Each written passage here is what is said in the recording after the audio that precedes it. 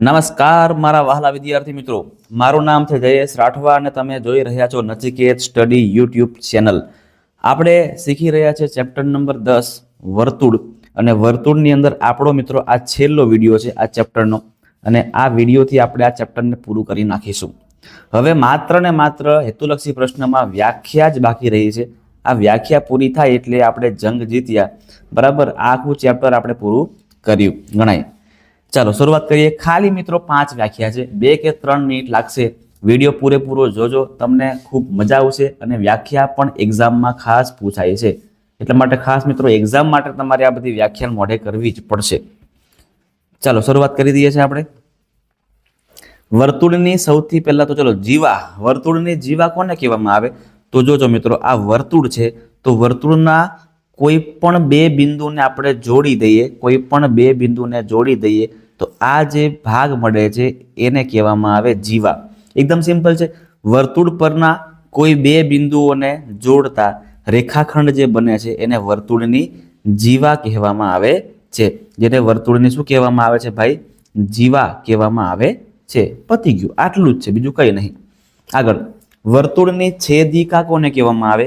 તો જોજો, આ વર્તુળ છે બરાબર. જો 2 બિંદુઓને જોડે તો જીવા કહેવાય, પણ જો આ 2 બિંદુમાંથી પસાર થાય, બરાબર, 2 બિંદુને છેદીને બહાર નીકળી જાય તો આ જે છે રેખા એલ છે એને કહેવાય છેદિકા. આમાં શું હતું? રેખાખંડ હતો, અને આમાં શું છે? આખી રેખા છે બરાબર. તો વર્તુળના જે 2 બિંદુઓને, 2 ભિન્ન બિંદુઓને છેદતી રેખાને વર્તુળની છેદિકા કહેવામાં આવે છે. વર્તુળના કોઈ પણ 2 બિંદુને છેદીને આગળ વધે છે તો એને વર્તુળની છેદિકા કહેવામાં આવે છે. આગળ, વર્તુળનો સ્પર્શક. આપણે આખા ચેપ્ટરમાં આની જ ચર્ચા કરી છે, સ્પર્શક સ્પર્શક સ્પર્શક.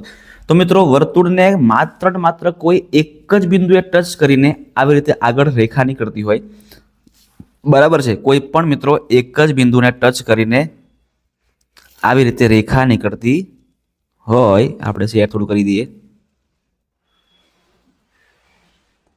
ચલો કમ્પ્લીટ, બરાબર. તો આ જે રેખા છે એને સ્પર્શક કહેવામાં આવે છે બરાબર. વર્તુળને એક જ બિંદુમાં સ્પર્શતી રેખાને વર્તુળનો સ્પર્શક કહેવામાં આવે છે. ચાલો આગળ, વર્તુળનો સ્પર્શક અને સ્પર્શ બિંદુ, બરાબર છે. તો જો અહીંયા આપણે અત્યારે જોયું કે સ્પર્શક કોને કહેવામાં આવે. હવે આ જે સ્પર્શક કયા બિંદુએ છેદે છે?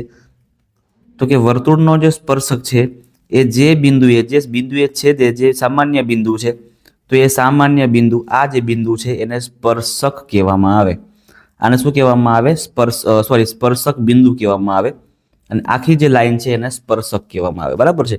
તો વર્તુળ અને સ્પર્શકના સામાન્ય બિંદુને સ્પર્શ બિંદુ કહેવામાં આવે છે.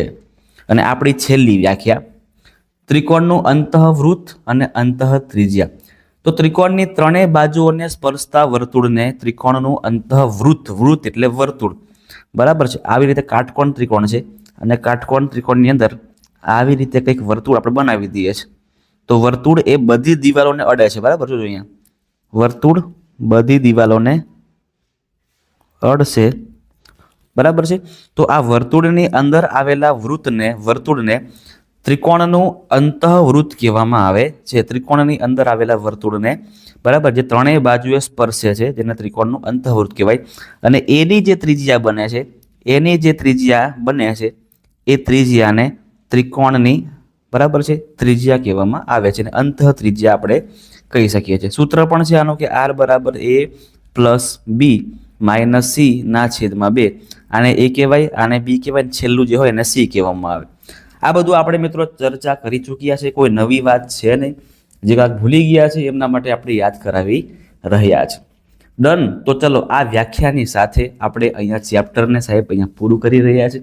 ખૂબ જ જોરદાર ચેપ્ટર, એકેય માર્ક્સ આપણાથી જવા દેવા જેવો જોઈએ નહીં જવા દેવાનું, કારણ કે ચેપ્ટર ખૂબ સિમ્પલ છે મિત્રો.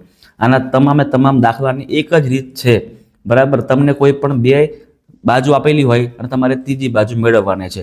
સ્પર્શક કોને કહેવાય, ત્રિજ્યા કોને કહેવાય, સ્પર્શક અને ત્રિજ્યા વચ્ચે કયો ખૂણો બને છે, આ બધું તમને બેઝિક ખબર હોય, તમને થોડી ઘણી ગણતરી કરતા પણ આવડી જાય ને, તો પણ તમે આ ચેપ્ટરના ફૂલ માર્ક્સ મેળવી શકો છો.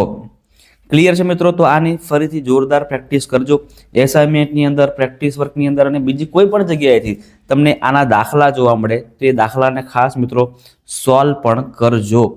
તમને એ દાખલો કોઈ ખબર નથી પડી રહી તો તમે મને શ્યોર એક કોમેન્ટ કરી દેજો દાખલાની, તો આપણે એના માટે પણ સ્પેશિયલ વિડીયો બનાવીને તમને દાખલાને સોલ્વ કરાવડાવીશ. તો મળીએ છે મિત્રો હવે નેક્સ્ટ વિડીયોથી. આપણે શરૂઆત કરવાના છે ચેપ્ટર નંબર 11. નામ છે એનું વર્તુળ સંબંધિત ક્ષેત્રફળ. બરાબર છે, વર્તુળ સંબંધિત ક્ષેત્રફળ. આપણે નાના ધોરણની અંદર વર્તુળનું ક્ષેત્રફળ શીખ્યા હતા. બરાબર છે.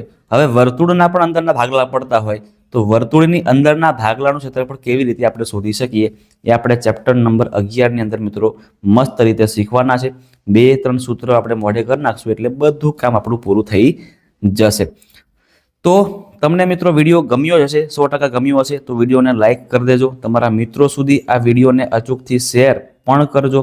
અને જો તમે ચેનલ પર નવા છો તો નચિકેત સ્ટડી ચેનલને ખાસ સબસ્ક્રાઈબ પણ કરી નાખજો.